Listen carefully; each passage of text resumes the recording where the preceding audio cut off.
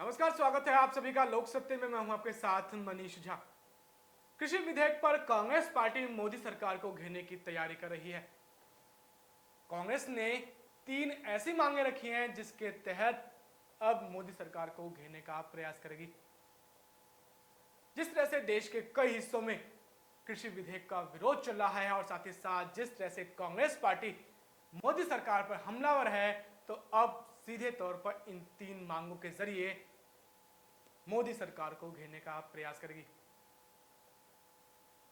वो कौन सी 3 मांगे हैं वो हम आपको बताएंगे, लेकिन उससे पहले हम आपको बता दें कि जिस तरह से राज्यसभा में मोदी सरकार ने इन कृषि विधेयकों को पास करवाया और इस दौरान जिस तरह से कई सांसदों ने इन कृषि विधेयकों का विरोध किया, तो दुर्व्यवहार के चलते राज्यसभा के उपसभापति ने 8 सांसदों को निलंबित किया।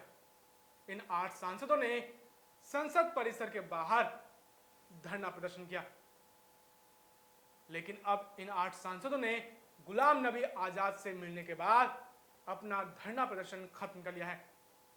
और इस दौरान गुलाम नबी आजाद ने 3 ऐसी मांगे रखी हैं जिसके बाद ही कांग्रेस पार्टी इन कृषि विधेयकों का विरोध बंद करेगी। वो कौन सी 3 मांगे हम आपको बता दें। कांग्रेस पार्टी ने मोदी सरकार के सामने पहली मांग रखी है कि प्राइवेट कंपनियां किसानों से एमएसपी से नीचे उपज ना खरीदे, यानी केंद्र सरकार सुनिश्चित करे कि प्राइवेट कंपनियां किसानों से एमएसपी से कम कीमत पर उपज ना खरीदे। इसके साथ साथ कांग्रेस पार्टी ने दूसरी मांग रखी है कि स्वामीनाथन रिपोर्ट के अनुसार एमएसपी तय किया जाए। और तीसरी मांग रखी है कि राज्य सरकार किसानों से एमएसपी पर ही उपज खरीदे।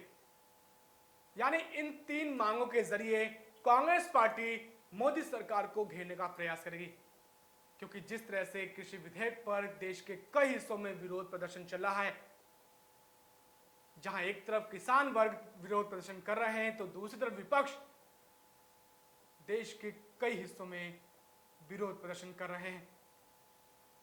अब देखना यह है कि जिस तरह से कांग्रेस पार्टी ने ये 3 मांगे रखी हैं,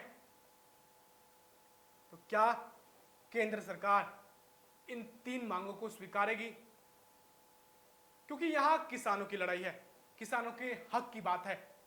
और जिस तरह से जहां एक तरफ केंद्र सरकार कह रही है कि इन कृषि विधेयकों के जरिए किसानों को फायदा पहुंचेगा और साथ ही बिचौलिए खत्म होंगे, तो वहीं विपक्ष का कहना है कि इन कृषि विधेयकों के जरिए किसानों का हक मारा जा रहा है।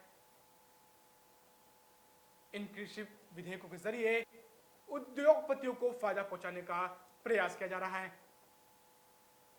अब देखना यह है कि जिस तरह से किसानों के लिए पक्ष और विपक्ष आमने सामने हैं, तो अब किस तरह से किसानों को फायदा पहुंचता है, क्योंकि सबसे अहम मुद्दा है कि किसानों को फायदा पहुंचे। और जिस तरह से कांग्रेस ने केंद्र सरकार के सामने 3 मांगे रखी हैं, अब देखना यह है कि क्या केंद्र सरकार इन 3 मांगों को पूरा करती है कि नहीं। आपसे अनुरोध है कि आप इस खबर को अधिक से अधिक शेयर कीजिए, साथ ही नीचे दिए गए कमेंट बॉक्स में अपनी राय जरूर रखिए, क्योंकि आपकी राय सबसे अहम है।